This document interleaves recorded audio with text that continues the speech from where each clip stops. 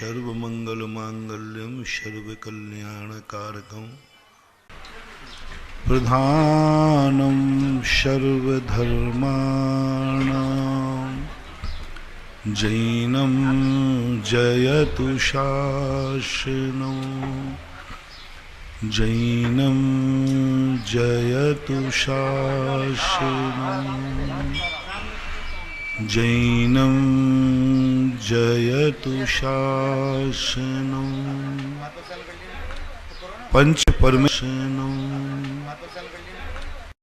गुरुवर कुंद कुंद महाराज की जय हो। आचार्य श्री गुरुवर विद्यासागर महाराज की जय हो। परम उपकारी निर्यापक श्रवण मुनि पुंग श्री सदासागर जी महाराज की जय। आचार्य संघ की जय। प्रसंग चल रहा है कि व्यक्ति बीच में खड़ा है, तुम्हारे पीछे भी, तुम ये मत सोचो कि मैं सबसे पीछे हूं,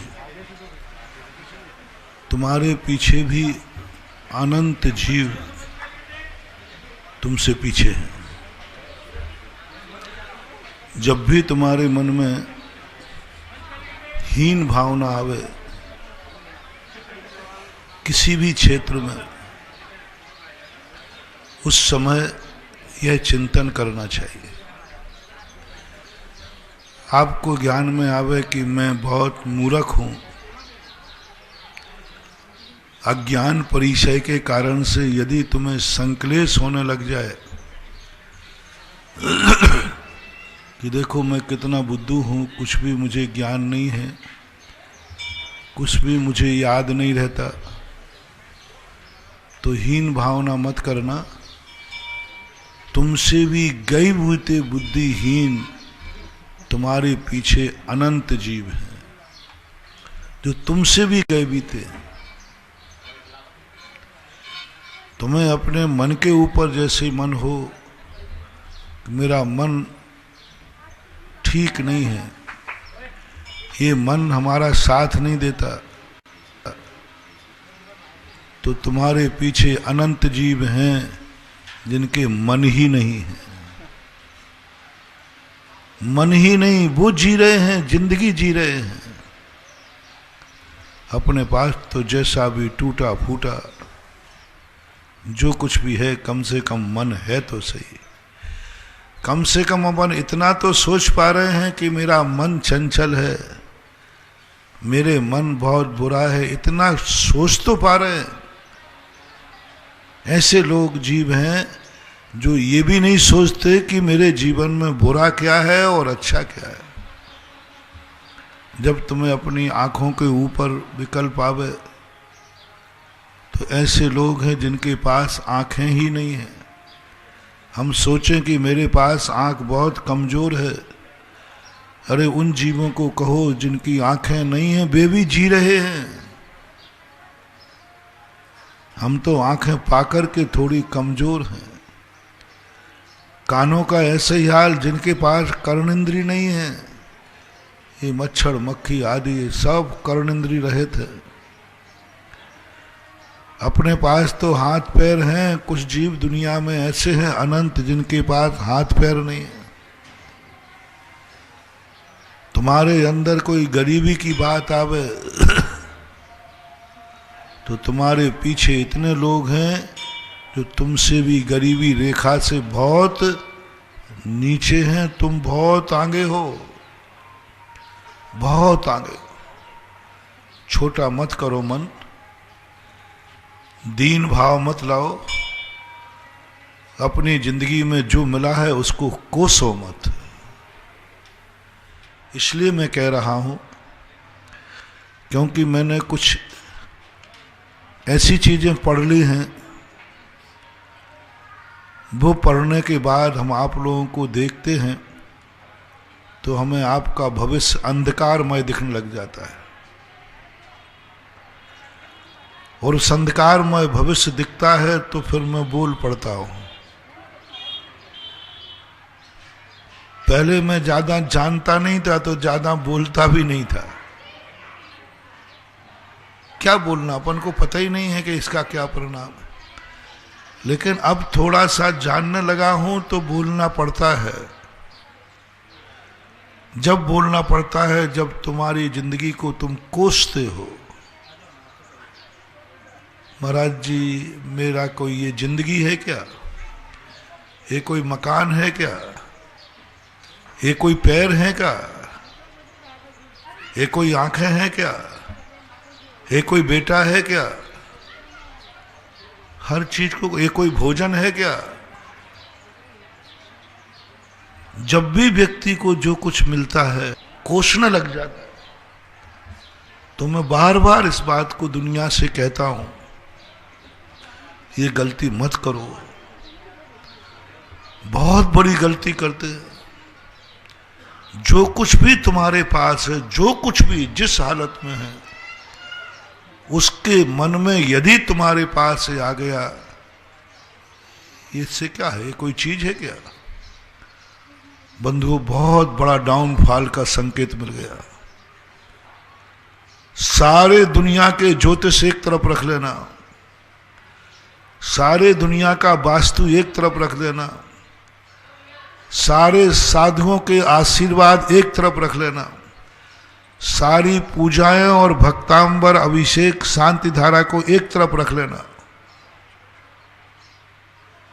और जिंदगी भर किया है उसको एक तरफ रख लेना। वर्तमान में जो मिला है, यदि उसको तुमने एक क्षण भी कोस दिया, वो सारा पुण्य भस्म हो जाता है, सारे आशीर्वाद भस्म हो जाते हैं। कई लोग आकर आशीर्वाद लेकर चले जाते हैं, शांति धारा करके चले जाते हैं, फलती नहीं उनको, भस्म हो गया वो तो सब वही। तुम कहीं ना कहीं से अपनी जिंदगी को कोस रहे हो। कोई तुम्हें अपना कोस रहा है, तुम किसी अपनों को कोस रहे हो। किन किन चीजों से? इसलिए जैनाचार्य शब्द तो बोलते हैं वही, लेकिन टाइटल बदल देते हैं। सारे टाइटल उन्होंने बदल करके एक नाम दे दिया, संतोष। संतोष पर मैंने चिंतन किया। मैंने कही, संतोष यही तो वास्तु कह रहा है, यही तो ज्योतिष कह रहे हैं, यही तो मनोविज्ञान कह रहा है, यही तो सब कह रहा है। जो तुम्हारे पास है इसको कोसना मत, कोसना मत। फटा हुआ कपड़ा पहने हो तुम्हारी किस्मत में, ये कोई कपड़े हैं क्या? मत करना महानुभाव। फटा हुआ जूता पहने हो, ये कोई जूते हैं क्या? तुम्हारे घर में जो कुछ भी तुम्हारी जिंदगी में है उसको कोसना नहीं। समझ रहे होगे आप लोग? उसकी उपेक्षा मत करना। ये कोई मकान है क्या? ये कोई गाड़ी है क्या? सूखी रोटी भी मैं कहता हूं हमेशा, दिवाली के दिन बहुत बड़ा मंत्र देता हूं मैं।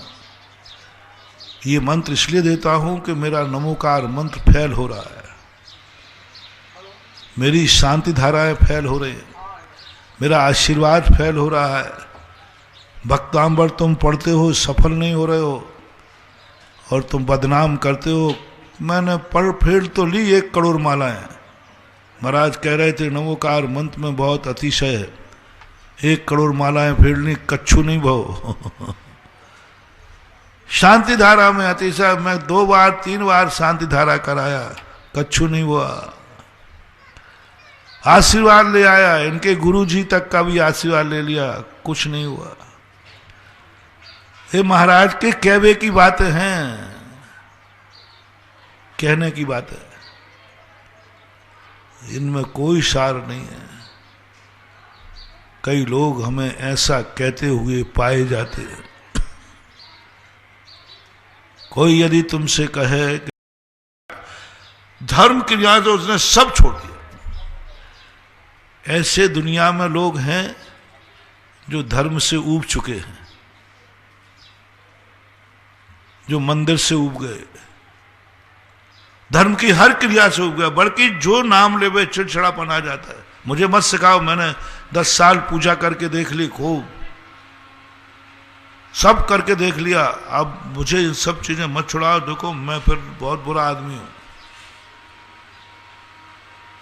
ऐसे कितने लोग हैं भारत में जो धर्म करके छोड़ चुके हैं।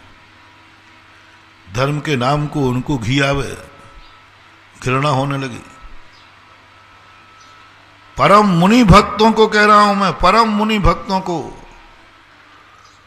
मुनि पद से घृणा हो गई, मुनियों से घृणा हो गई। प्रतिदिन अभिषेक करने वाला अभिषेक देखने का नियम नहीं, देखने को तैयार नहीं। मैंने कर लिया 10 साल अभिषेक, शांति धारा कुछ नहीं देखना, सब प्रोपगंडा है, पाखंड है। क्या क्या शब्द तुम्हारे मन में आते हैं,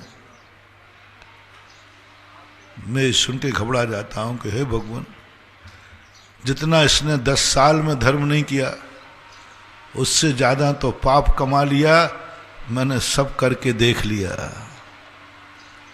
चिड़चिड़ापन आ गया। बहुत करुणा दया करके कह रहा हूं, धर्म करना या नहीं करना, धर्म की बात पर चिड़चिड़ापन मत करना।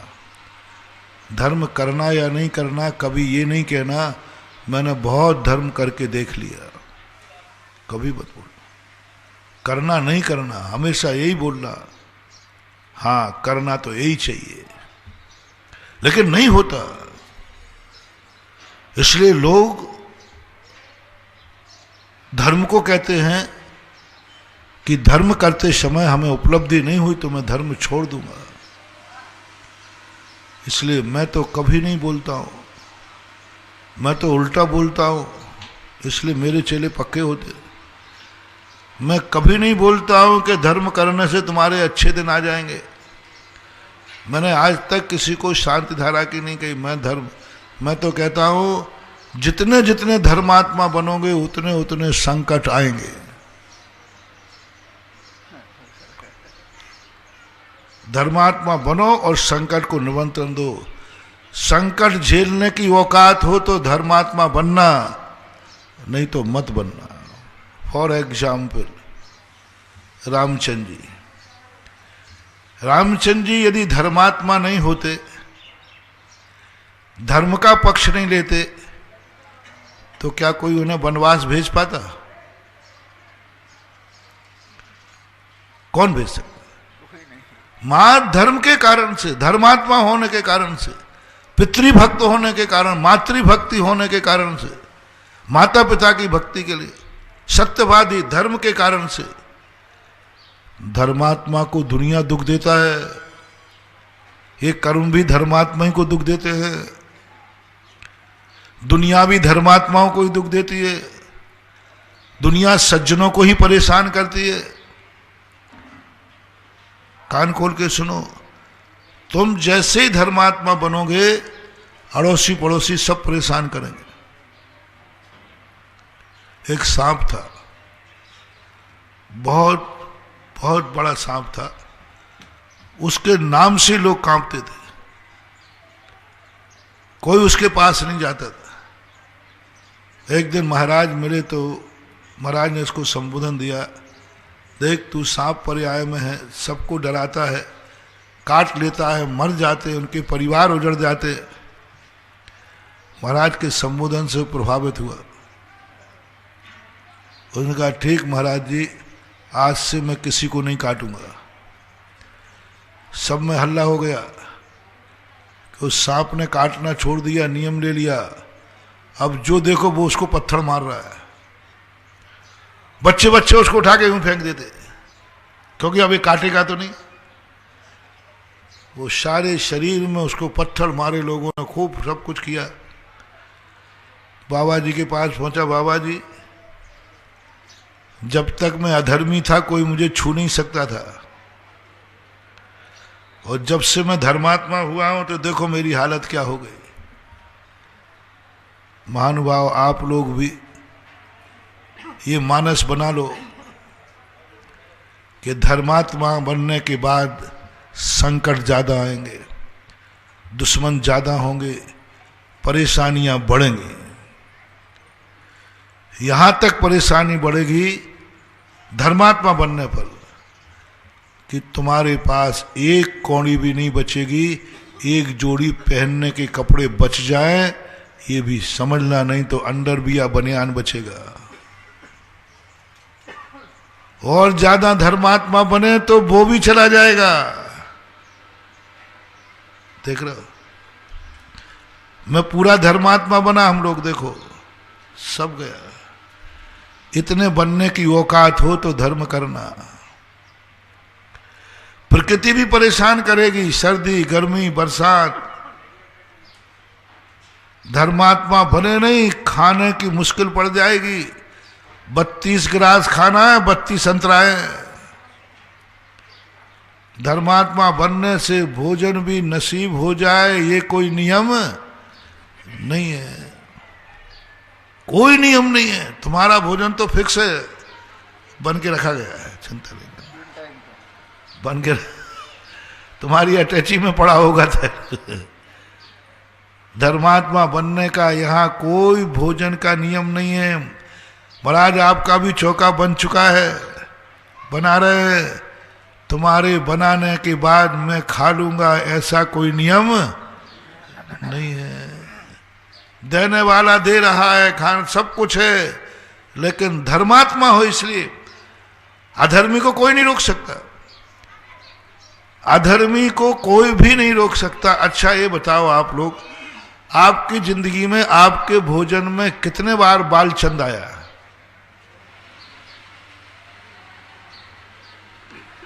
कई लोग कहते महाराज जी आप लोगों को कोई ऊपरी बाधा हो जाती है, हमें तो जिंदगी में कभी बाल ही नहीं दिखा, और आप लोगों को हम 3-3 4-4 लोग देखते हैं फिर भी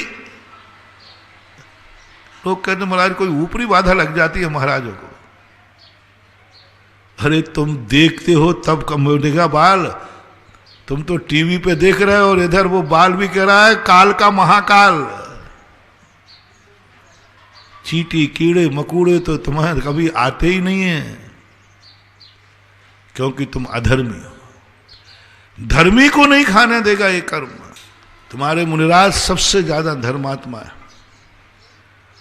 बस कर्म उन्हीं के पीछे पड़ता है। भोजन के समय इतना ज्यादा विघ्न डालता है, इतना ज्यादा विघ्न डालता है, 1 दिन 2 दिन 3 दिन 4 दिन 8 दिन पता नहीं क्या कर्म पीछे पड़ जाता है। धर्मात्मा के पीछे कर्म पड़ता है। साधु का 24 घंटे कहीं ना कहीं से अशुभ कर्म का उदय रहता है। 24 घंटे असाता का उदय बना ही रहता है। गर्मी हो तो लो साहब एक टाइम में कितना खाओगे पियोगे? प्यास लगेगी, भूख लगेगी, सर्दी लगेगी, लू लगेगी, सब कुछ कहीं ना कहीं से चलोगे तो कंकड़ चुभेंगे। असाता का उदय, सबसे ज्यादा असाता का उदय इस संसार में कोई पूछे कि सबसे ज्यादा असाता अशुभ कर्म का उदय किनका होता है, तो मनुष्यों में महाराज का होता है। सबसे ज्यादा असाता का उदय मैंने एक दिन गिनाया था। आपके कोई बाल खींचे तो आपको दर्द होगा, तो ये दर्द होना साता का उदय कि असाता का? इसे तुम शुभ मानोगे कि अशुभ? तो महाराज के केस लॉन्च करते एक एक चुटकी पे। यदि तुम्हारी जिंदगी में ऐसा हो कि एक टाइम खाने मिले तो तुम साता मानोगे कि असाता? असाता। महाराज ने वो नियम ले लिया। जो जो एक संसारी प्राणी, 2 बातें मैंने कही थी, जो जो संसारी प्राणी अभाव हो जाए तो उन सब चीजों में वो व्यक्ति दुखी हो जाएगा, बहुत दुखी हो जाएगा। महावीर स्वामी ने मुनि से कहा उन सब चीजों को छोड़कर और स्वीकार करके तुम सुखी होके दिखाओ। संसार में सबसे ज्यादा महावीर का धर्मात्मा बनना कठिन है। कितनी कठिन परीक्षा, अभी यही कहा था मैंने कुछ दिन पहले। तुम्हारे मां बाप न रहें तो तुम अपने आप को अच्छा मानोगे कि बुरा? बुरा मानोगे। महावीर ने कहा तुम मां बाप के बिना रह के दिखाओ। तुम तो मरने के बाद कम से कम आपकी फोटो भी लगा लेते हो। फोटो को आप क्या कर टांग लेते हो, पापा की फोटो, मर गए तो मर गए। यहां तो महावीर कहते पापा की फोटो तो छोड़, उनका नाम भी तेरे मन में नहीं आना चाहिए। चलो मम्मी पापा को हमने छोड़ दिया, उनकी फोटो तो रख लूं, फोटो तो रख लो, नहीं। मन में तो रख लूं, नहीं। मन से, वचन से, काय से, सब तरफ से त्याग करके, याद भी नहीं आना चाहिए, ये भाव भी नहीं आना चाहिए कि मैं मां बाप के बिना हूं। याद भी नहीं। परिवार मकान तुम्हारे पास नहीं है, तुम अपने आप को दुखी मानते हो। महावीर ने कहा परिवार और मकान छोड़ करके दुखी नहीं होना, तुझे सुखी होना है। और जिन जिन कष्टों में ये सब मानते हैं दुख, वे सारे कष्ट तू स्वीकार कर। 22 परीक्षों में मुनि का ऐसा कचूमर निकाल दिया। 22 परीक्षा, 22 परीक्षों में एक परीक्षा तुम्हें आ जाए, चिल्ला पड़ो, चीख पड़ो, पाप कर्म का उदय है। मुनिराज को कहा 1 घंटे तुम्हें रोटी नहीं मिले, 1 दिन नहीं मिले, शुभ का उदय कि अशुभ का उदय? मुनिराज ने कहा तो उपवास करके खुशी होके दिखा। प्यास में, पानी में, तृषा। 22 परीक्षाएं क्या है? 22 परीक्षों को आज के यदि किसी अध्ययन को पढ़ा दिया जाए, अमेरिका के व्यक्ति को पढ़ा दिया जाए कि ये 22 परीक्षा जीतते मुनिराज रहते, वो कहते जिंदा ही नहीं रह सकता, मर गया वो। इन 22 परीक्षाओं को सहन करने वाला व्यक्ति जिंदा रह ही नहीं सकता। और महावीर कहते तुझे जिंदा रह के दिखाना। ये विज्ञान क्या कह रहा है? इनके बिना जिंदा रह ही नहीं सकता, तुझे जिंदा रह के दिखाना है और खुशी खुशी दिखाना है, मन मार के नहीं, आनंद के साथ दिखाना है।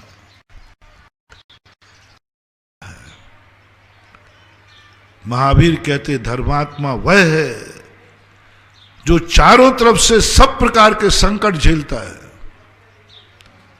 वह धर्मात्मा नहीं है तो सब तरफ से सुखी है, अनुकूलता है, सब तरफ से संग, कोई बॉडीगार्ड नहीं, कोई अंगरक्षक नहीं, कुछ नहीं, तुम अकेले खड़े हो।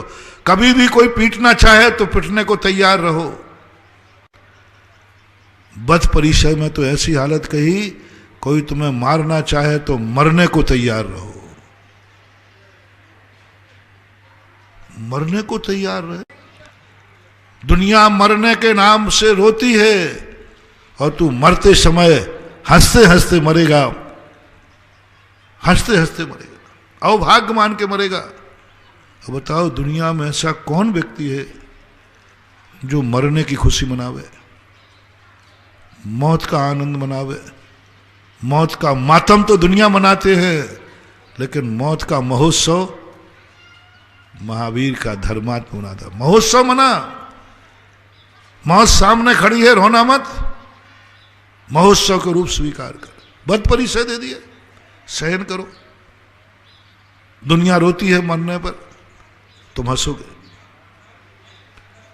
एक से एक परिचय जब आए, बोले मरने की बारी आए तो मरना है, हंसते हंसते। मुझे कोई पीट सकता है, मैं ब्लूट जैकेट तो दो, बोले पिट जा। धर्मात्मा नहीं पिटेगा तो क्या अधर्मी पिटेगा? क्या कह रहा है महावीर स्वामी? धर्मात्मा नहीं पिटेगा तो क्या अधर्मी पिटेगा? धर्मात्मा को पिटना है, आक्रोश परिचय। मुझे लोग गालियां देंगे तो बोले धर्मात्मा को गाली नहीं देंगे तो क्या अधर्मी को देंगे? तुझे गालियां सुनना है, आरती परिचय गालियां सुनना है तुझे। और ध्यान रखना, गुस्सा करना मत, हंसते हंसते सुनना है। गालियां सुनना है तुझे क्योंकि तू धर्मात्मा है। बिल्कुल उल्टा कर रहा हूं मैं। क्योंकि तुझे धर्मात्मा है, गालियां सुनना है। गालियां सुनने की हिम्मत हो तो धर्मात्मा बनना। महावीर ने कहा यहां आते ही गालियां, कोई भी तुझे मार सकता है, मरने की हिम्मत हो तो धर्मात्मा बनना। बद परिसर धर्मात्मा बनेगा, मधुमक्खियां खाएंगी। हाँ, नाटी काकी के मंदिर में है, खा सकते। तैयार हो? बोले तैयार हो। मक्खियां खाएंगे तुझे, मक्खियां, दंश मक्खियां, ततैया, मधुमक्खियां, मच्छर, क्योंकि तू धर्मात्मा है। अधर्मी को नहीं काटते, धर्मी को काट। तू धर्मात्मा इसलिए काटेंगे। अधर्मी होता तो उन्हीं को निपटा देता उन्हीं को निपटा देता। धर्मी है इसलिए काटेंगे, दंश मशक परी से। पूरे संसार के जितने कष्ट हैं वे सब धर्मात्मा को मिलेंगे। कष्ट झेलने की तुझमें ताकत हो, हिम्मत हो तो धर्मात्मा बनना, मुनि बनना। तुम मुनि बने हो इसलिए कि हमें सारे सुख मिल जाएंगे, हमारे संकट टल जाएंगे। महावीर कहते हैं कि संकट बढ़ जाएंगे, सब तरफ के संकट बढ़ेंगे, सब तरह के। भोजन का भी कोई ठिकाना नहीं रहेगा। मिल जाएगा तो ठीक, और मिलने के बाद भी तुम खा पाओगे ये भी कोई ठिकाना नहीं। अधर्मी का ठिकाना है खाने का, धर्मी का ठिकाना नहीं।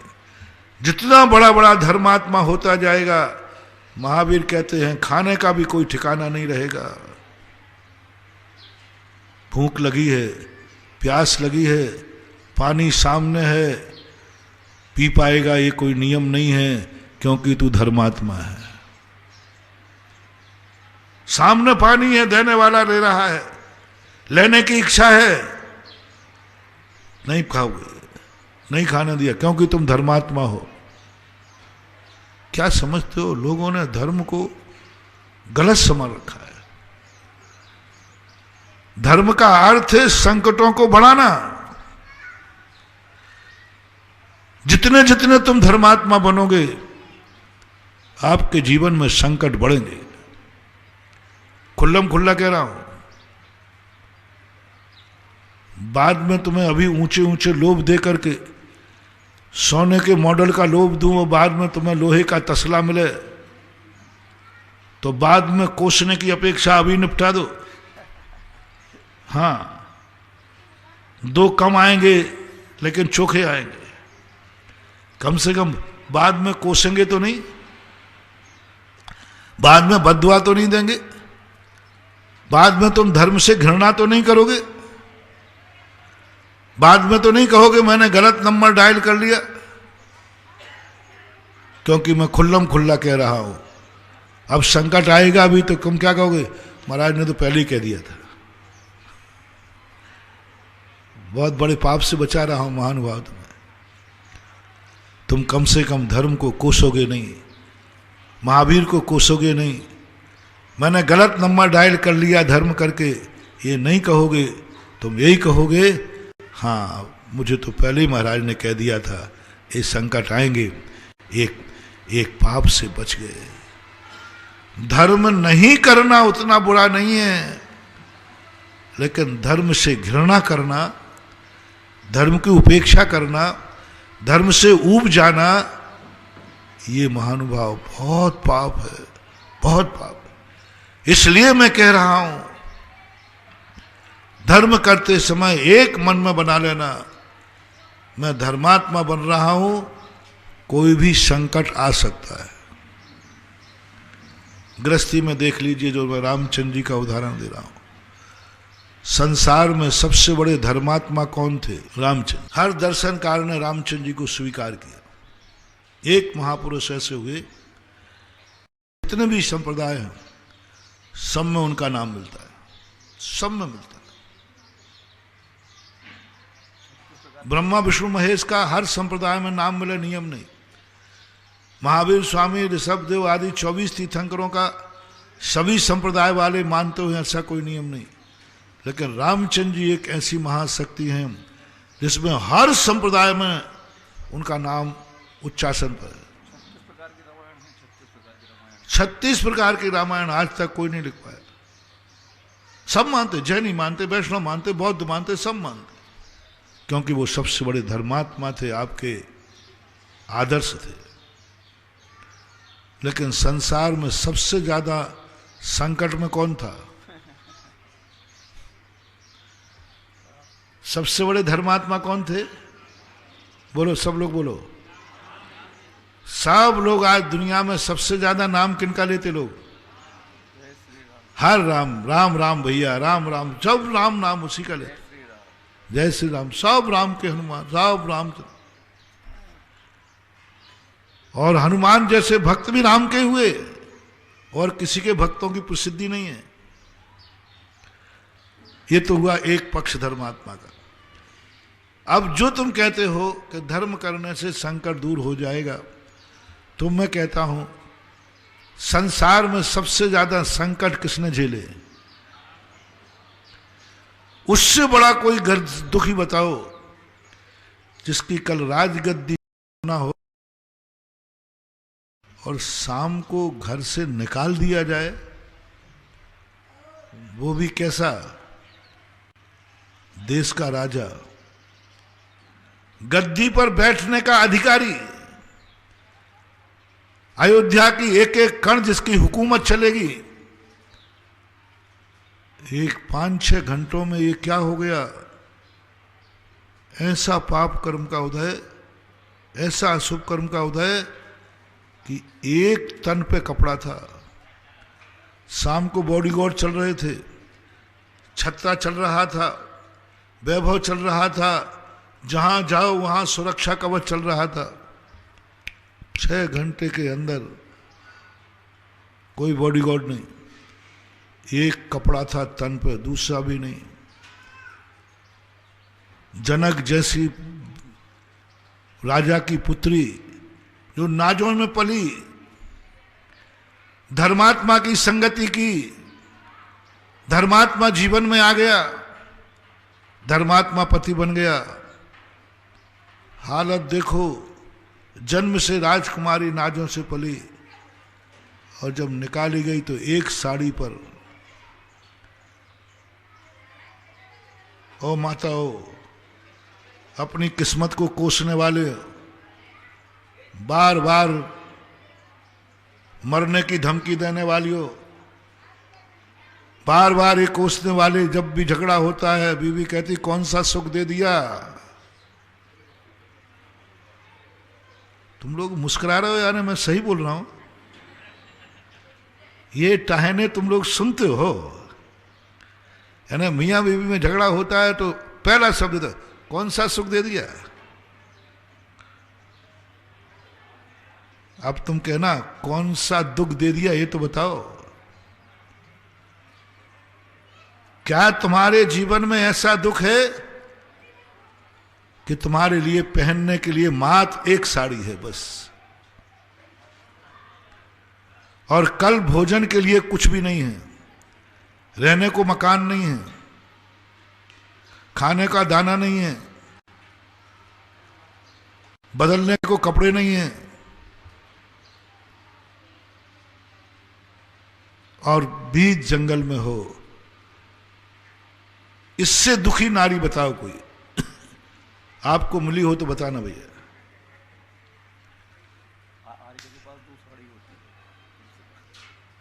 ये भी देखो कितनी बड़ी बात, उसको याद करो, उनको याद करो।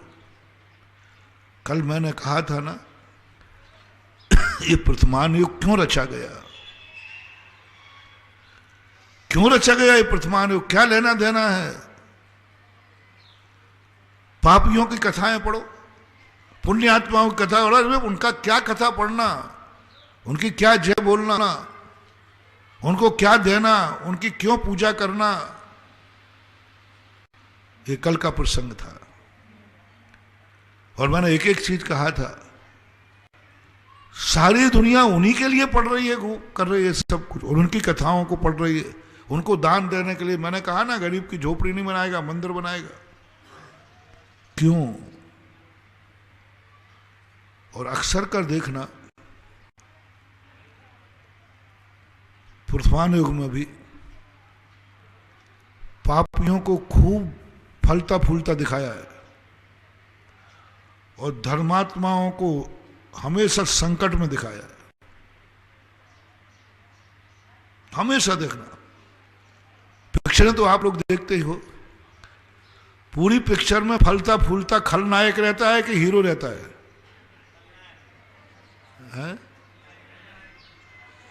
हीरो की क्या होती है स्थिति? बुरी दशा, जितने संकट हैं सब, वो हीरो तो बेचारा मर जाता है जिंदगी में, क्या उसकी ठुकाई पिटाई जितने सब कुछ है।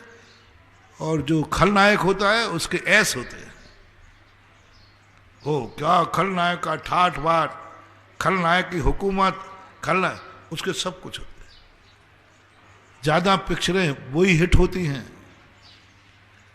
जिसमें हीरो की जितनी ज्यादा दुर्दशा होगी, वह पिक्चर उतनी ज्यादा हिट होती है। और खलनायक जितना मजबूत होगा, पिक्चर हिट होती है। ऐसी एक भी पिक्चर नहीं बनती जिसमें शुरू में खलनायक संकटों में पड़ा हो। हीरो जरूर जन्म से ही संकटों में,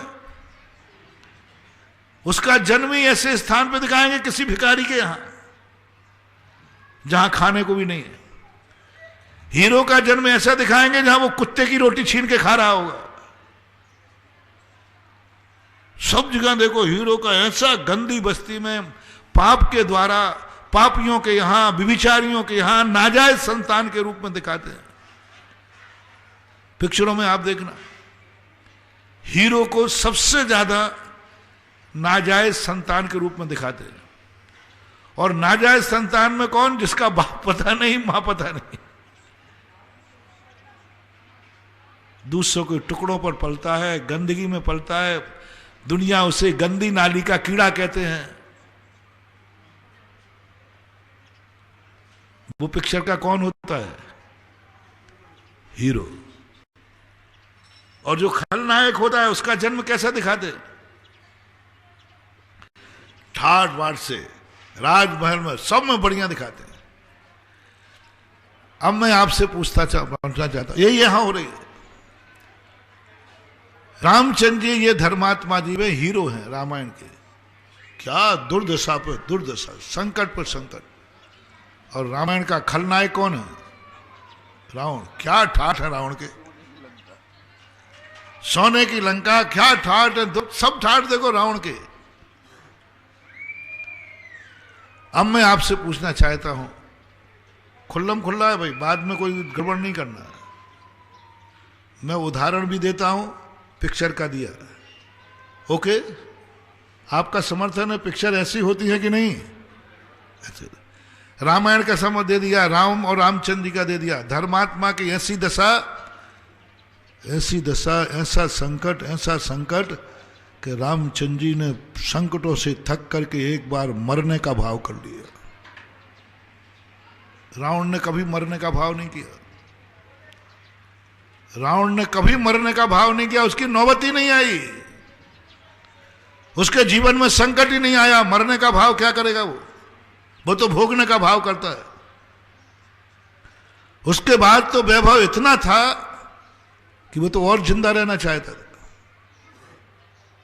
और जिंदा रहना चाहता था। पापी था ना, पापी अधिक समय तक जिंदा रहना चाहता है क्योंकि उसके पास भोग सामग्री है। रामचंद्र जी थक गए और लक्ष्मण को गोदी में रख के कहते हैं सुग्रीव मित्र से, जामवंत हनुमान से, हो मेरे मित्रों, अब मैं थक गया हूं, मैं भी मरना चाहता हूं। जब 1980 में मैंने मुक्तागिरी में ये प्रसंग पढ़ा, 3 दिन तक मेरा मन स्थिर नहीं रहा। मैंने कहा ये क्या तमाशा, एक धर्मात्मा को मरना पड़ रहा है मात धर्म के कारण। बंधुओं, मात धर्म के कारण, और कोई कारण नहीं था। रामचंद्र जी यदि थोड़े से अधर्मी हो जाते, मां को एक ही जवाब देते थे, तुम कौन होती हो मुझे अयोध्या से निकालने वाला, मैं ज्येष्ठ पुत्र हूं। और वो भी सौतेली जो सगी मानी थी। बोलो, रामचंद्र जी कोर्ट केस कर देते तो कौन जीतते? कौन जीतता? राम पक्का जीतते, पक्का जीते। यदि साधु संतों के पास चले जाते कि मेरी मां ऐसा कर रही है, तो साधु संत किसके पक्ष में होते? आप सब। तो ये कोर्ट केस क्यों नहीं कर दिया? तुम होते तो क्या करते? सोचो कभी ऐसा हो तो क्या हो? तुम्हारे मम्मी पापा तुम्हारे साथ ऐसा कर देवे। हाँ, लक्ष्मण भी युद्ध करने को तैयार है। भैया मैं दिलाऊंगा हक, आप बैठिए, मैं दिलाऊंगा, मेरे भैया कौन वनवास भेजने वाला है। थोड़ी तुलना करना महानुभाव। आपके माँ बाप यदि आपके साथ ऐसा व्यवहार करते तो आप क्या करते? महाराज कोर्ट में खड़ा कर देता। कितने बेटे हैं जो अदालतों पे अपने बाप पर केस चला रहे हैं। संसार में शायद ही कोई अदालत हो जिसमें बाप बेटे पर केस न चल रहे हो, भाई भाई पर केस न चल रहे हो। भाई भाई पर केस चल रहे हैं। इस भाई ने ज्यादा लिया, कोर्ट केस में भाई भाई। अरे केस कोई दुश्मन पे चले तो बात अलग है। बहुतायत केस किससे चल रहा है रेवेन्यू में? हाँ हाँ, बोलो ना, तुम लोग तो कोर्ट केस जानते हो, आप लोग बोलो। जो जमीन जायदाद के केस हैं ज्यादातर कोर्ट में किनके मिलते हैं? भाई बंधु, परिवार के, यही सब मिलते हैं। और महावीर तो न्याय के पक्ष में थे रे। न्याय मानते कि मुझे सारी अयोध्या की जनता, अदालत मेरा न्याय करे, मुझे अन्याय नहीं चाहिए, न्याय करे। तो न्याय रामचंद्र जी के पक्ष में था। देखिए नहीं, धर्म क्या कहता है, पितृभक्ति क्या कहती है, धर्म क्या कहता है? धर्म कहता है उस चीज को धर्मात्मा नहीं लेना जिस पर दूसरे की नीयत खराब हो। जिस पर किसी की नीयत हो, नीयत खराब हो, ऐसी चीज को धर्मात्मा नहीं लेता। और कहता है कि नहीं, चले गए। वनवास जो कुछ भी हुआ सब धर्म के कारण हुआ।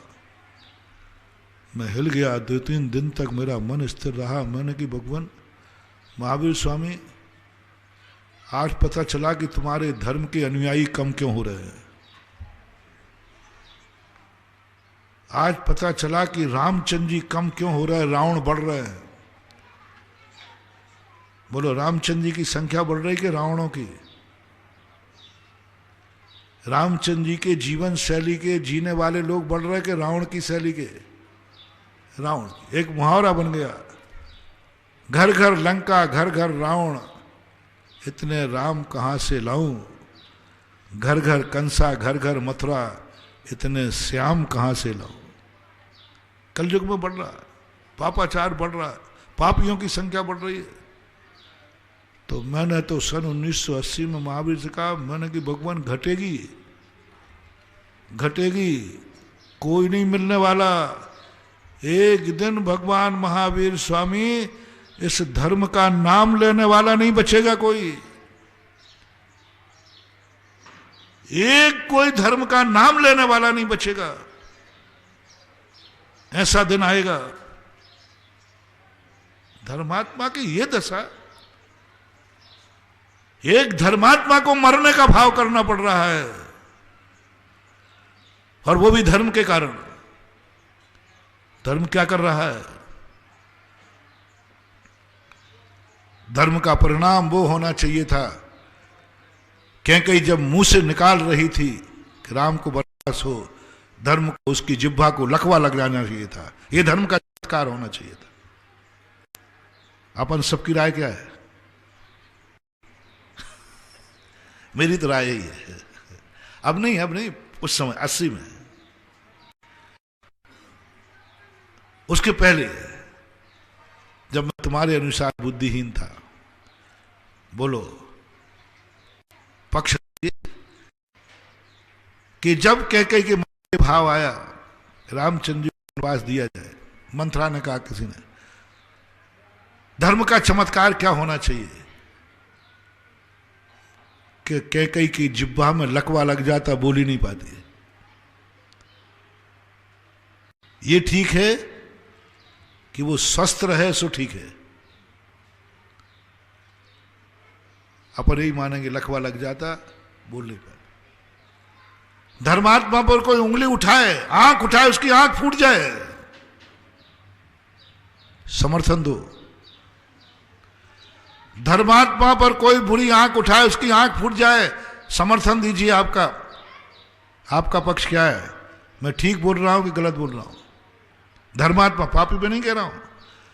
धर्मात्मा को कोई बुरी नजर से देखे, उसकी आंख फूटना चाहिए या बचना चाहिए? जोर से बोलो ना, डरो मत। मैं तुम्हारे साथ हूं, चिंता क्यों कर रहे हो? कौन व्यक्ति है जो दुनिया में ये कहेगा, कौन नहीं कहेगा कि धर्मात्मा व्यक्ति पर कोई बुरी नजर डाले, उसकी आंख फूट जाए? हमारे भगवान पर कोई बुरी नजर डाले, उसकी आंख फूट जाए। अपन कहते भी है, संसार भी कहता है, धर्मात्मा पर, भगवान पर बुरी नजर डाल रहा है। अपन कहते हैं चोर मंदिर में घुस गया, वहीं कीलित क्यों नहीं हो गया, मर क्यों नहीं गया? सारा संसार एक ही आवाज उठाएगा, धर्मात्मा को जो बुरी नजर से देखेगा वो चूर चूर हो जाना चाहिए, भस्म हो जाना चाहिए। ये चमत्कार होना चाहिए था, ये चमत्कार होना चाहिए। और अपन सब इसी पक्ष में है। धर्मात्मा को संकट सवाल ही नहीं उठता। धर्मात्मा को कांटा लग जाए, सवाल ही नहीं उठता। धर्मात्मा को बुखार आ जाए, सवाल ही नहीं उठता। धर्मात्मा पर कोई धूल का कण फेंक दे, सवाल ही नहीं उठता। सारी दुनिया धर्म में ये चमत्कार देखना चाहती है। यदि ये चमत्कार हो जाए तो मैं कहता हूं इस संसार में कोई अधर्मी नहीं रहेगा, सब धर्मी बन जाएंगे। धर्मात्मा बनने का एक चमत्कार, जो तुम्हें बुरी नजर से देखेगा वो अंधा हो जाएगा। जो तुम्हारे ऊपर धूल फेंकेगा वो कीलित हो जाएगा। जो तुम्हारा बुरा विचारेगा उसका बुरा हो जाएगा। जो तुम्हें मारने का भाव करेगा वो मर जाएगा। हर क्रिया में यही है। धर्मात्मा कभी बीमार नहीं होगा, धर्मात्मा कभी मरेगा नहीं, धर्मात्मा कभी दरिद्र नहीं होगा। हर धर्मात्मा के यहां सोने का महल होगा, हर धर्मात्मा के यहां सोने का महल होगा। हर धर्मात्मा के यहां सब संसार की सब चीजें होंगी। यदि ऐसा चमत्कार हो जाए तो बोलो अधर्मी कौन रहेगा? कौन रहेगा? कोई नहीं रहेगा। सब धर्मात्मा हो जाएंगे, सब बिल्कुल पक्का। मैंने कहा भगवान कुछ करो, नहीं तो आपका नाम लेने वाला कोई नहीं बचेगा। धर्म के नाम पर लोग घृणा करेंगे। पाला उसने धर्म, मरना पड़ा, मरने का भाव कर दिया। मेरे मन भी विकलित हो गया। मैंने कि भगवान श्री राम मरने का भाव कर रहे, थक गया हूं मैं। अब मेरे में सहन करने की ताकत नहीं है। राज्य गया मैंने सहन कर लिया, अयोध्या छूटी मैंने सहन कर लिया, वनवास के दुख उठाए मैंने सहन कर लिए, सीता का अपहरण हुआ मैंने सहन कर लिया, लेकिन अब लक्ष्मण का वियोग मैं सहन नहीं करूंगा, मैं मरूंगा। सारी दुनिया हिल गई, घबरा गए। सुग्रीव हनुमान कहने लगे ऐसी स्थिति में अब धर्म का नाश हो जाएगा। हर व्यक्ति धर्मात्मा का उदाहरण देगा। देखो वो धर्मात्मा थे, क्या दशा हुई, अकाल में मरना पड़ा। थोड़ी सी धर्मात्मा के जीवन में संकट आ जाए, आप लोग उसका मजाक बनाते हो, मजाक बनाते हो। वो तो धर्मात्मा है ना, देखो उसके लाल क्या पड़े। आज का तो फैशन बन गया धर्मात्मा की मजाक उड़ाना। धर्मात्मा के ऊपर थोड़ा सा कुछ संकट आया तुरंत। हम भगवान की ज्यादा बोलते हैं ना, बहुत भक्ति करते थे। जब कोरोना में लॉकडाउन हुआ, लोगों ने कहा क्या कर लिया भगवान ने, संकट के समय अस्पताल काम आई, मंदिर काम नहीं आए। गजब की मजाक उड़ाई लोगों ने। क्या कर लिया शांति धारा ने, महाराज कहते थे शांति धारा में 700 कोड़ियों के कोड़ दूर हुए, और यहां तो देखो ये कोरोना। ये संसार का नियम है महानुभाव। इसलिए मैं कहना चाहता हूं धर्म की परिभाषा समझो। तुम लोगों ने धर्म को बहुत महत्वाकांक्षाएं पाल रखी हैं। धर्म करने से ये होगा, ये होगा, ये होगा, ये होगा, ये होगा, और वो होता है नहीं। तुम घृणा करने लग जाते। तो मैं एक ही बात का प्रयास कर रहा हूं। मैंने वर्तमान युग से सीखा, आपकी पिक्चरों की कहानी सुन करके सीखा, साहित्य में पढ़ के सीखा कि धर्मात्मा को कभी सुखी मत दिखाना, नहीं तो धर्म की बहुत बड़ी बाद में मजाक उड़ेगी। धर्मात्मा को जितना दुखी दिखा सको दिखाओ, दिखाओ। मरने का भाव कर रहा है, कराओ। मुझे तो बाद में आया कि रविशरण महाराज को ये बात गोल कर देना चाहिए कि रामचंद्र जी ने मरने का भाव किया। इससे धर्म की बड़ी अप्रभावना होती है। लोग धर्म से घृणा करेंगे, देखो धर्मात्मा मरने के भाव कर रहे हो। तो मैंने कहा रविशरण महाराज आपको इतनी अकल नहीं थी क्या? अरे लिख रहे थे ये बात नहीं लिखते, अप्रभावना होगी। लेकिन नहीं, वो आचार्य तो कहते वो बात तो जरूर लिखूंगा। रामचंद्र जी के सुखों का वर्णन मुश्किल से एक अध्याय में 40-50 पन्ने हैं बस, सुखों का वर्णन। और दुखों के वर्णन में पूरी रामायण लिखी गई। दुख ही दुख, जितने दुख आए, पता नहीं आचार्यों को धर्मात्माओं के दुख लिखने में क्या मजा आता है, संकट लिखने में मजा आता है।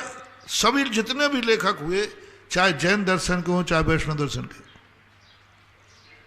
वे अपने भगवानों के, भगवानों सुख भोजा उसका वर्णन कम है, दुख का ज्यादा वर्णन।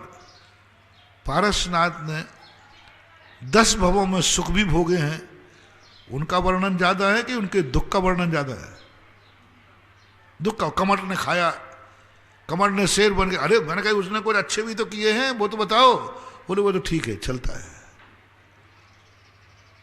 सारे आचार्य कह रहा हूं, सारे आचार्य धर्मात्मा के दुख की कहानी लिखने में एक एक को खोल देंगे, एक आध कोई दुख छूट तो नहीं गया। क्या मजा आता था। रामचंद्र जी के दुख, महावीर के दुख, पारसनाथ के दुख अब पता चलने लगा। उस समय मुझे बुरा लगता था, मैंने कि नहीं, धर्मात्मा के सुख के दिन लिखना चाहिए जिससे धर्म की प्रभावना होगी। वो धर्मात्मा ने धर्म किया तो ऐसा सुखी हो गया, वो ऐसा सुखी हो गया, ऐसा हो गया, ये लिखे। वो दुखी हो गया और तो मैंने तो उस समय कह दिया था, मुक्तागिरी में था मैंने भगवान महावीर स्वामी की मूर्ति थी वहां, मैंने जम के भगवान को आड़े हाथों लिया। मैंने कहा भगवान बैठे रहो यहीं वेदी पे, इस कलयुग में आपका नाम धीरे धीरे डाउनफॉल हो जाएगा। हम लोग तो बन गए सो बन गए, अब कोई नहीं बनेगा धर्मात्मा। कष्टों पर कष्ट, देखो ये रामचंद्र जी ने मरने का भाव कर रहे, किस कारण किया? तो महावीर स्वामी कहते हैं धर्म के कारण।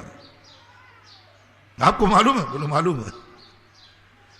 आपको मालूम है कि रामचंद्र जी ने धर्म के कारण मरने का भाव करना पड़ा? बोले मुझे क्या बुद्धि होता, मैं सर्वज्ञ हूं, सर्वज्ञ।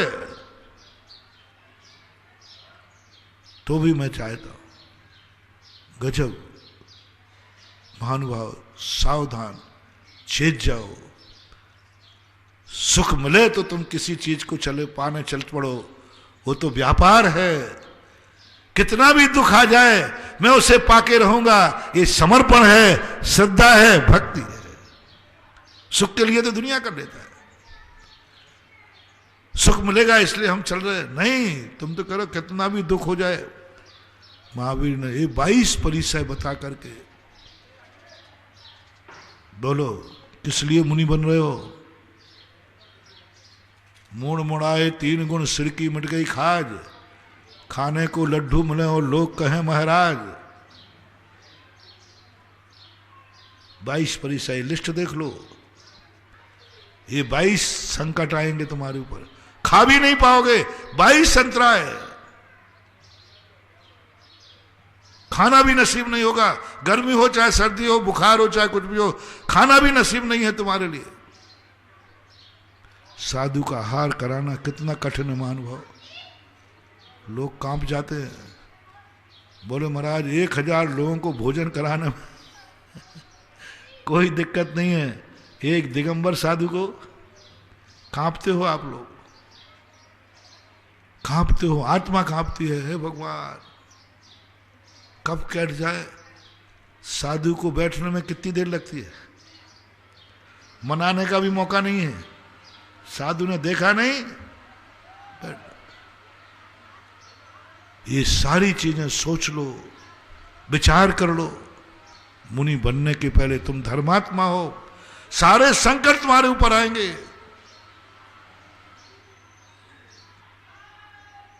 तभी तुम दुनिया में पूज जाओगे। अब 1 मिनट आपसे पूछ लूं, धर्मात्मा बनोगे, राम जैसी दशा होगी। एक कपड़ा पर पैंट शर्ट पर घर से निकाल दिए जाओगे, मम्मी पापा से कुछ भी मिलने वाला नहीं,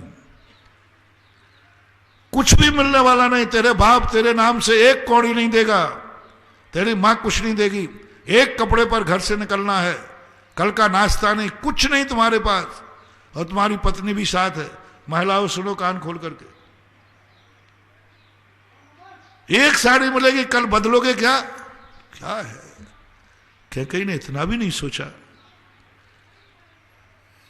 कि राजकुमारी रही है बचपन से, इसने वो ड्रेस से पहनी है, तो एक ड्रेस पहनी, कल दूसरी बार उसको, सीता जब राजकुमारी थी ना, एक ड्रेस एक दिन में पहनती थी, दूसरे दिन वो ड्रेस ही नहीं पहनती थी। राजकुमारी थी, जनक पुत्री थी।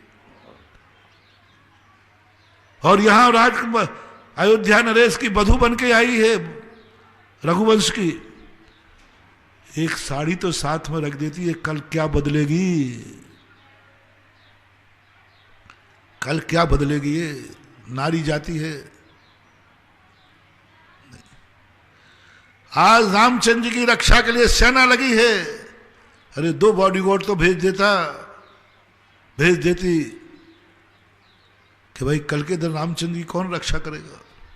कुछ नहीं, सब निर्दयी हो गए धर्मात्मा के प्रति। मैं सारा श्रेय धर्मात्मा को दे रहा हूं, क्योंकि धर्मात्मा थे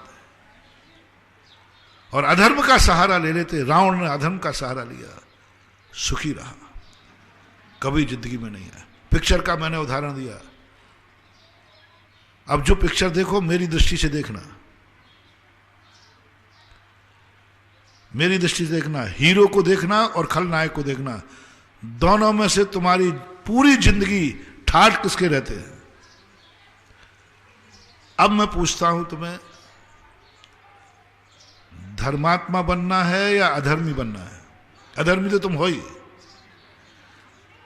थोड़ा बहुत धर्म करने का मन हो तो आज का प्रवचन जरूर सुन लेना। हिम्मत है? क्या बनना है? बोलो, जल्दी बोलो, ऊपर से मत बोलना। देख लेना खलनायक को। अब बोलो, खलनायक बनना है या हीरो बनना है? पिक्चर में तुम्हें कोई पार्ट देवे, खलनायक बनोगे कि हीरो बनोगे? बेटा पिटाई, हाथ पैर टूटेंगे, पिटाई होगी, दांत टूटेंगे, क्या क्या होगा। रामचंद्र जी बनोगे या रावण? रामचंद्र जी बने तो दर दर की ठोकरें खाओगे। एक दिन ऐसा संकट आएगा कि मरने तक का भाव करोगे, मैं मर रहा हूं। हिम्मत हो तो धर्मात्मा बनो। धर्म के कारण ऐसे भी संकट आएंगे कि तुम्हें सुसाइड करने तक का भी भाव आएगा। है औकात, है हिम्मत? और धर्म छोड़ दोगे तो रावण के जैसे मजे करोगे, लंका मिलेगी। मैंने कहा ना, अधर्मी बनोगे सोने के महल मिलेंगे। और लोग कहते भी हैं, और आज धर्मात्मा तो सदा फक्कड़ रहता है। आजकल लोग हमसे, महाराज जी हम इतना धर्म करते हैं, सब कुछ करते हैं, पर हमारे यहाँ किराए के मकान में रह रहा हूँ, साइकिल है, ऐसा है वैसा है। और महाराज जी हमारे मोहल्ले में एक पापी रहता है, मैं आपकी भक्ति करता हूँ, प्रतिदिन अभिषेक पूजन करता हूँ, माला फेरता हूँ, कोई दुर्गुण रात में खाऊं नहीं, कोई व्यसन है नहीं, सुपारी तक नहीं खाऊं, गुटखा भी नहीं खाऊं, जितने धर्म के नियम है सब बता दो, वे सब उसके पास है। फिर भी महाराज धंधा ही नहीं चल रहा है। फिर भी महाराज किराए के मकान में। और महाराज हमारे यहाँ उसी मोहल्ले में एक सेठ रहता है, वो महाराजों को मानते ही नहीं है, वो आपको मानते ही नहीं है, मंदिर में तो कभी जाते ही नहीं है, और सारे दुर्गुण उसमें हैं। सुबह ठंडी चाय से मुंह कुल्ला करता है, समझ गए?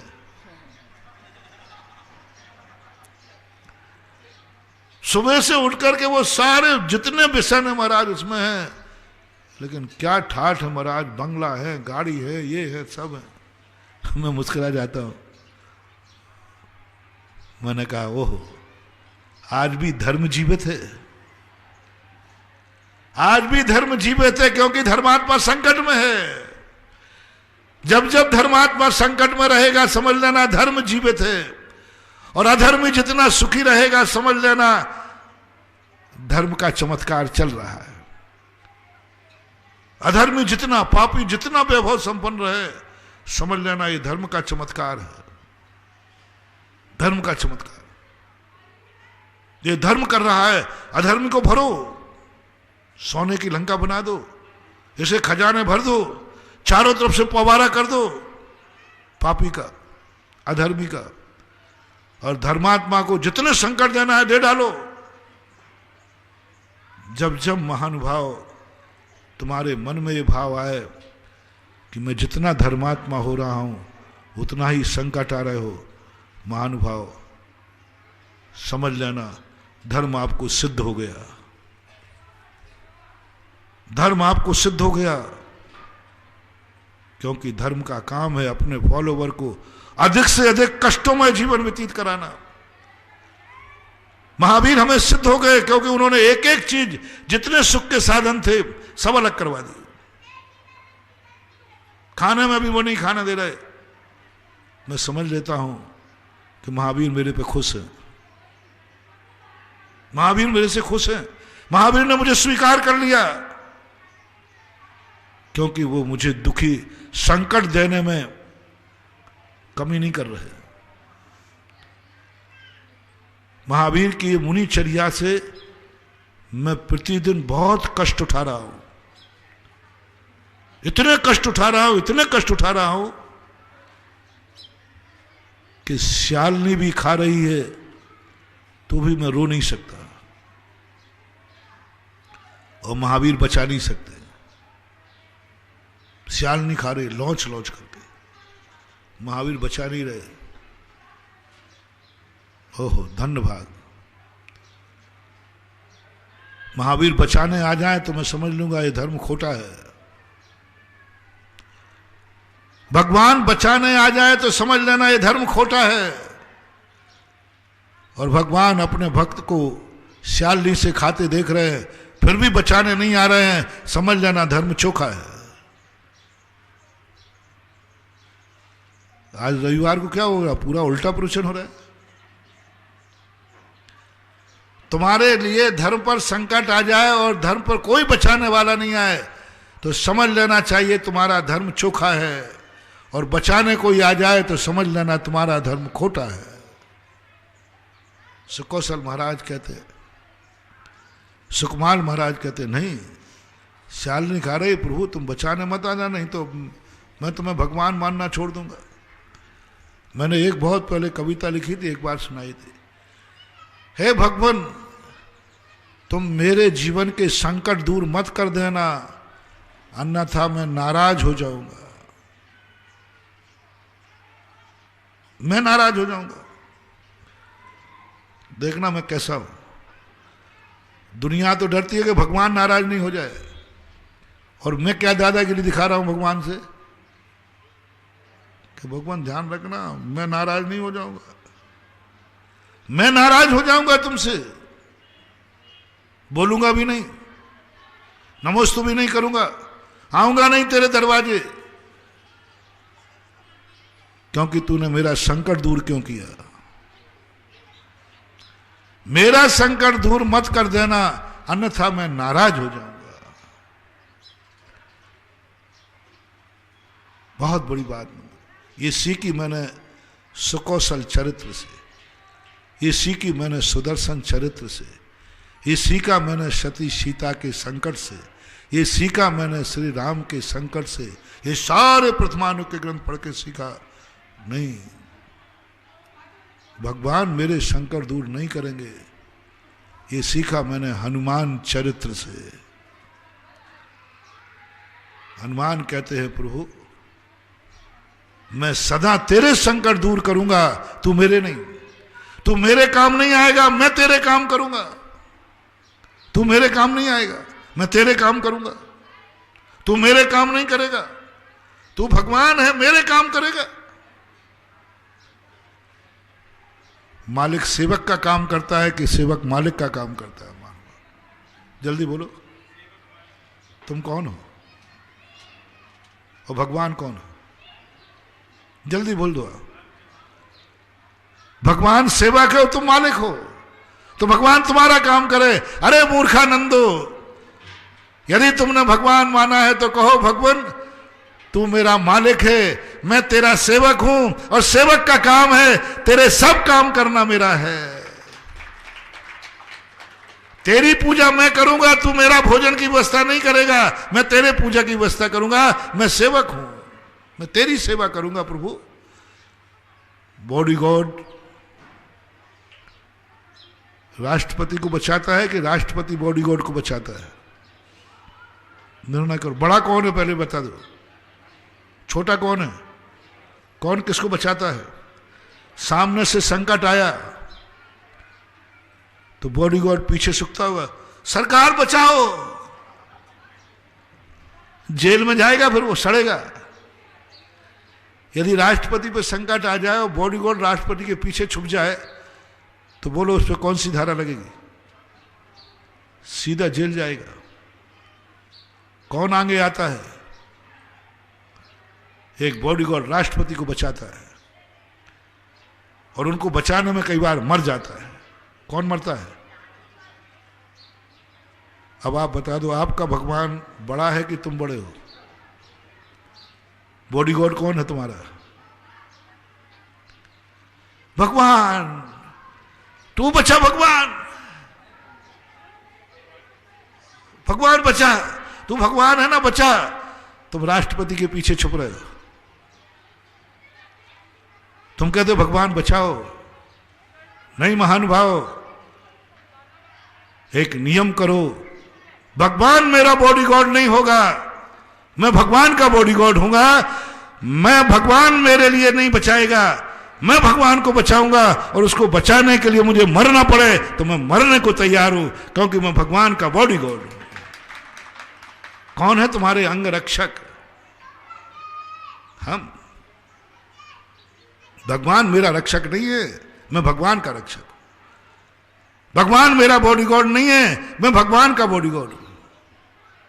उनकी रक्षा करना, उनकी सुरक्षा करना, ये सब कुछ, यही परिणाम तुम्हारे जीवन में आना चाहिए। हनुमान में यही था।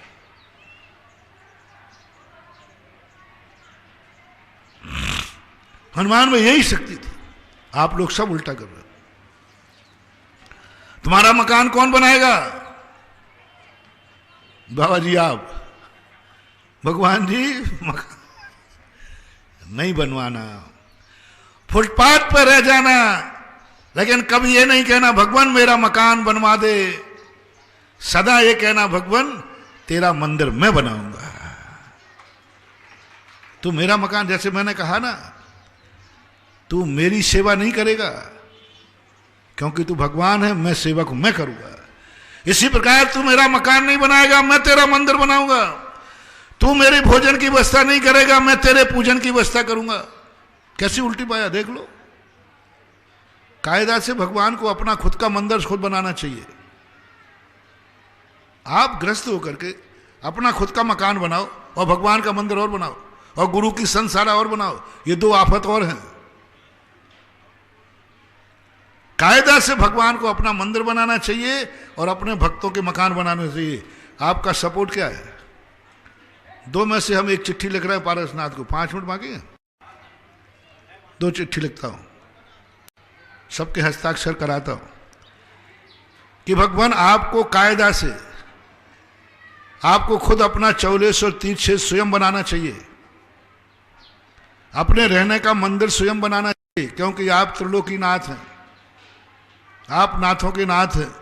खूब प्रशंसा लेना, आप भगवान हैं, आप त्रिलोकीनाथ हैं, आप अनंत शक्ति संपन्न हैं, आपका पुण्य तेज है, इसलिए आपको स्वयं मकान बनाना चाहिए।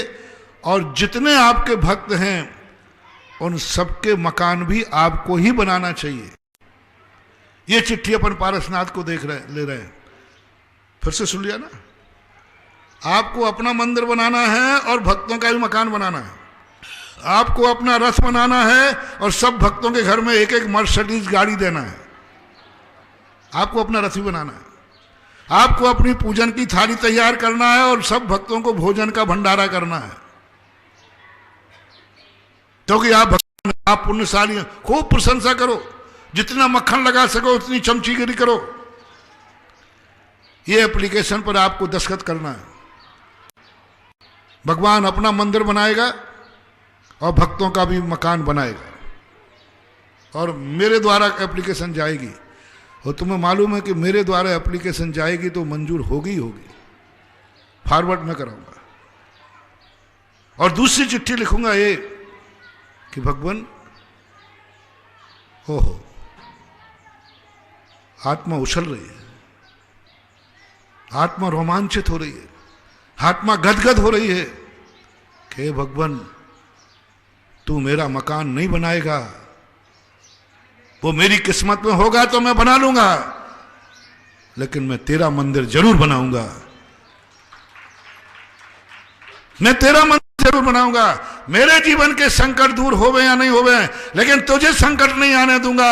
मैं बचूं या मरूं, जब तक मैं जिंदा हूं तेरे ऊपर आंच नहीं आने दूंगा। ये चिट्ठी लिखना चाह रहा हूं। दूसरी, मेरा मकान बने या नहीं बने, तेरा मंदिर भी मैं बनाऊंगा। मेरा मकान बनेगा, मैं बना लूंगा, तू नहीं बनाएगा। ध्यान रखना, तू मेरा मकान नहीं बनाएगा, तू मुझे गाड़ी नहीं देगा, तू मेरा भोजन की व्यवस्था नहीं करेगा, और मैं तेरा मंदिर बनाऊंगा, मैं तेरी पूजा व्यवस्था करूंगा, मैं तेरी सेवा करूंगा, तेरे संकट दूर करूंगा। मेरे रास्ते के कांटे तू दूर नहीं करेगा। तेरा रास्ता जहां से चलेगा मैं अपनी आंखों से वो रास्ता दूर करूंगा। ये एक चिट्ठी ये जाना चाहता हूं। विचार कर लो, विचार कर लो। 4 पुण्यात्मा चाहिए है बस इतने। कौन सी चिट्ठी में आपका दस्तखत कर रहा हूं? 2 चिट्ठी हो गई। पहली चिट्ठी क्या है? भगवान अपना खुद का, रिपीट करता हूं, भगवान अपना खुद का मंदिर बनाए और सब भक्तों के मकान बनाए। बनेंगे, पक्का है। मैंने कहा ना, मैं फॉरवर्ड करूंगा, ऐसा मत समझना कि नहीं होगा। बोलो आपकी तैयारी क्या है? और भगवान बनाएगा अपना मंदिर। मैं कह दूंगा आपका मंदिर बनाना है, नहीं तो बैठे रहेंगे, क्या फर्क पड़ता अपन को। और तुम्हारा मकान बने, सबके मकान बनेंगे। एक भी बिना मकान के बढ़िया मकान बनेगा। जो एलिवेशन तुम पास करोगे वो पास कराऊंगा। चलो, जैसा तुम्हारा नक्शा होगा वैसा बनवाऊंगा। और क्या कहूं, सोने का बनवा दूंगा। और क्या कहूं, सोने की ईंटें लगवाऊंगा। अरे बस इस दस्तखत कर दीजिए आप। हाँ महाराज, मुझे मंजूर है। रावण ने यही दस्तखत किए थे, तू अपना खुद का मंदिर बना और मेरा मकान ही बना, क्योंकि तू मेरा भगवान है, तू मेरा देवता है। इधर मंदिर में बैठा बैठा क्या कर रहा है? ना आगाड़ी है ना पछाड़ी है। और तुझे मंदिर की जरूरत भी क्या है? मुझे तो मकान की जरूरत है। ये और लिख दूंगा नीचे। भगवान कहे मेरे पास बजट इतना नहीं है कि मैं अपना मंदिर बनाऊं और तेरा मकान बनाऊं। तो फिर अपन दूसरा एप्लीकेशन क्या लिखेंगे? भगवान तुझे मंदिर की जरूरत क्या है? कौन लुट जाएगा, कौन मर जाएगा, कौन तुझे, तू तो भगवान है। भगवान ने पूछा कि बजट है, या तो मैं अपना मंदिर बना लूं या तेरा मकान बना दूं, 2 में से एक बनेगा। आपका प्रस्ताव क्या है? झूठ मत बोला, अंदर से बोलना। झूठ बोले कौवा काटे। 90% यही कह देंगे, भगवान तुझे मकान की, मंदिर की जरूरत क्या? मैं तो बाल बच्चों वाला हूं, सर्दी गर्मी लगती है, चोर डाकू लुट जाता हूं।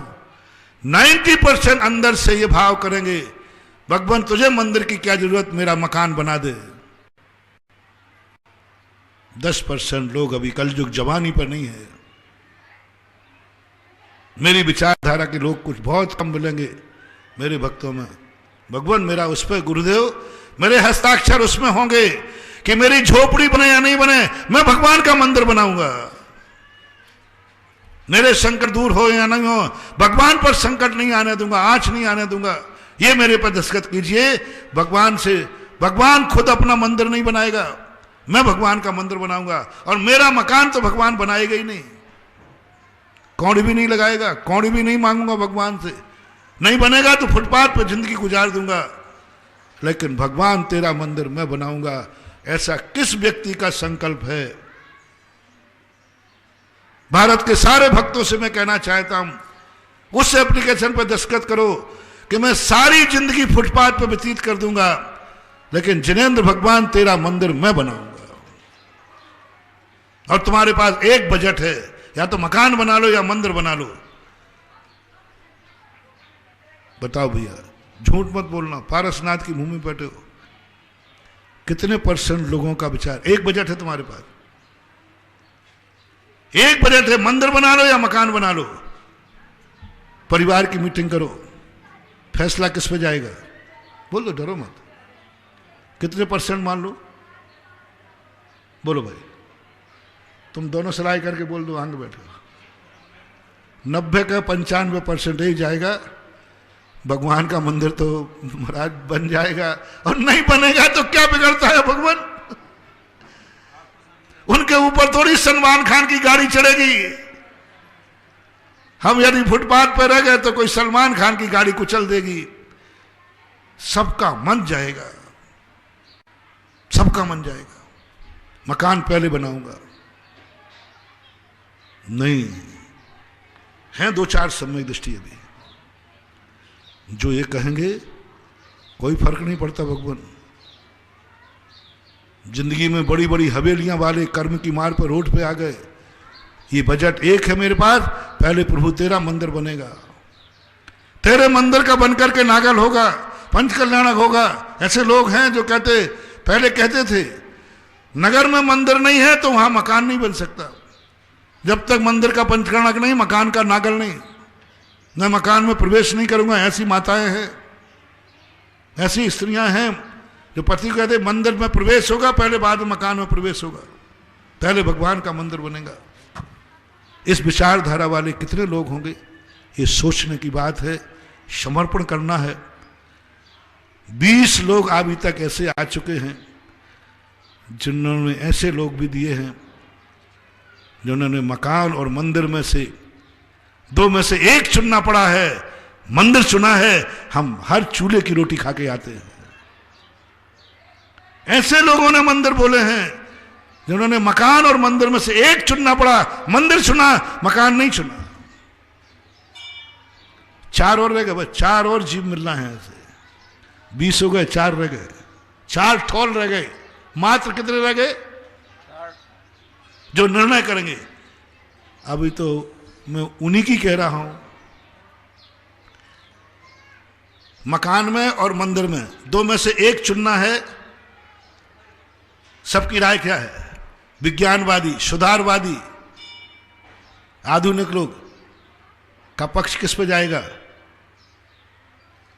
और आपका खुद का पक्ष किस पे जाएगा? खुद की बता दो ना। महाराज मकान पे जाएगा, ठीक है, मैं दया करता हूं, बिल्कुल नारायण नहीं हूं, गुस्सा नहीं हो रहा देना, दया बात ठीक भी है। देखो महाराज, आप देखो आप बहुत डांटा करते हो हम लोगों को, बहुत चमड़ी उधेड़ते हो। नहीं चलो आज दया करता हूं, ठीक है, चलो तुम्हारे ऊपर से, क्योंकि एक का बजट है तो मकान बना लेना, मैं तुम्हारी सिफारिश कर दूंगा, मैं तुम्हारे साथ रहूंगा। कोई तुम्हारे लिए कुछ कहेगा तो मैं कहूंगा बाल बच्चों था, मकान बनाएगा, मंदिर बाद में बनाएगा। मैं भी इसी विचारधारा का हूं और था। अब मैं उनकी बात है, जिनके पास दोनों का बजट है उनको क्या करना चाहिए? मकान भी बना सकते हैं और मंदिर भी बना सकते हैं, दोनों बना सकते हैं। उनमें से कितने % दोनों चीजें बनाएंगे और कितने % अकेला मकान बना के रह जाएंगे? इनका परसेंटेज बताओ। अब तो मेरे साथ हो जाओ रे मैं तुम्हारे साथ हो गया। ऐसे लोग हैं भारत में कि नहीं बोलो, जो भगवान भी मकान भी बना सकते हैं, बन चुके हैं, और मंदिर भी बना सकते हैं,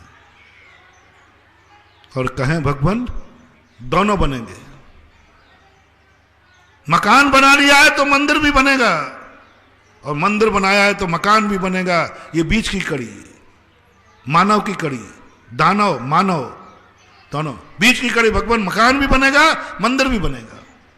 जो कल मैंने कहा था कि जो वस्तुता भक्त होता है, संसार दोनों को साधना चाहता है, वो हर व्यापार बना करते समय ये कहता है भगवान इस व्यापार में इतना लाभ हो कि मेरा मकान भी बने और तेरा मंदिर भी बने, मेरी गाड़ी भी आए और तेरा रथ भी बने, मुझे भी 2 रोटी खाने को मिले और एक अर्घ चढ़ाने को तेरे पास भी मिले। इस व्यापार से मुझे 2 चीजें चाहिए, एक भोजन की थाली और एक पूजन की थाली, एक बैठने की गाड़ी और एक तेरा रथ। तेरे बैठने की, हमें 2 गाड़ी चाहिए भगवान इस व्यापार से, एक मुझे बैठने की गाड़ी और एक तुझे बैठने की गाड़ी। भगवान के बैठने की गाड़ी क्या है? रथ, पालकी,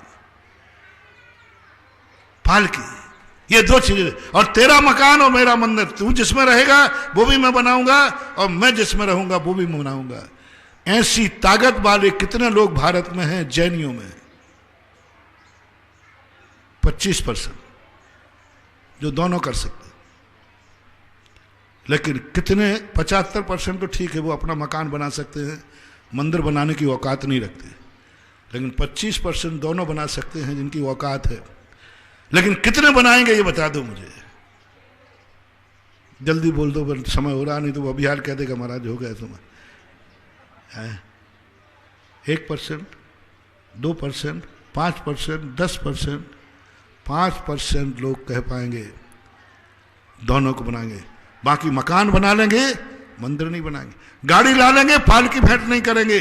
कुर्सी बना लेंगे, सिंहासन भेंट नहीं करेंगे। भोजन कर लेंगे लेकिन पूजन नहीं करते। कितने लोग भोजन करते हैं बोलो? तो बोलते हैं महाराज सभी करते हैं, तो पूजन कितनी करते हैं? महाराज हमारे पास पैसे ही नहीं है, भोजन नहीं का पैसा था तो 2 रोटी खा ली। इतने लोग बताओ जिनके भोजन के थाली का भी पैसा घर में है और पूजन की थाली भी खर्च उठा सकते हैं।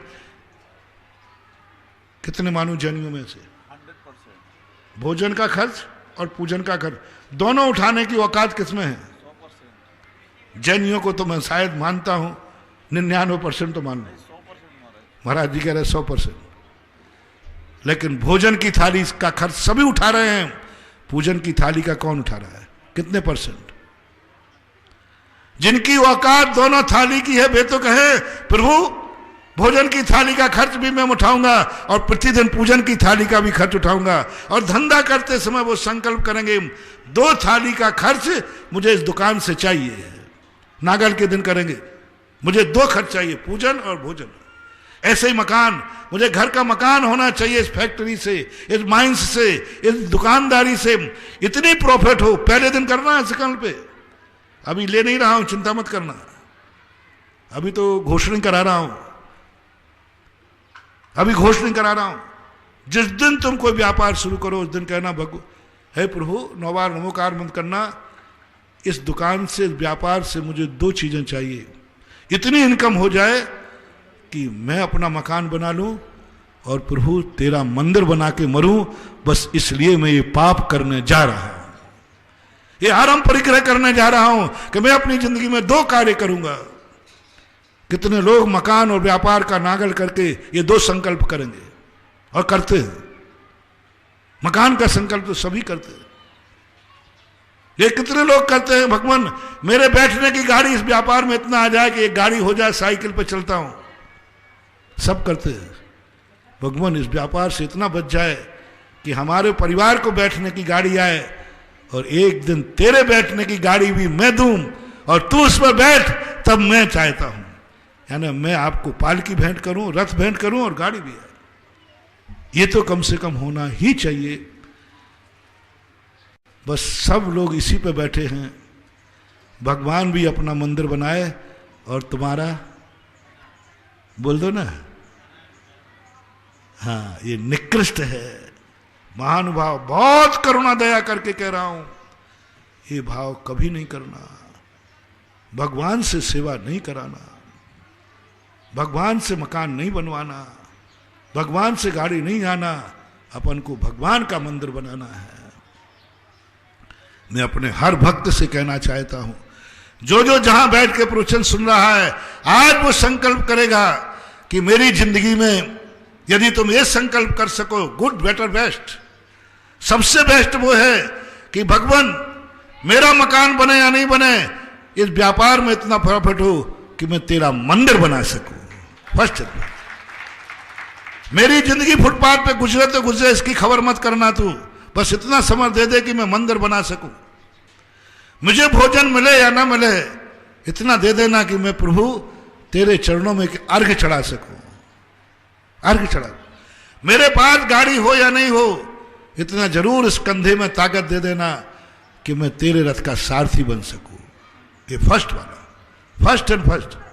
दूसरे नंबर पर है, नहीं भगवान इतना निर्मोही नहीं हूं, बस इतनी ताकत दे देना कि मैं दोनों कार्य कर सकूं, मकान भी बना सकूं और मंदिर बना।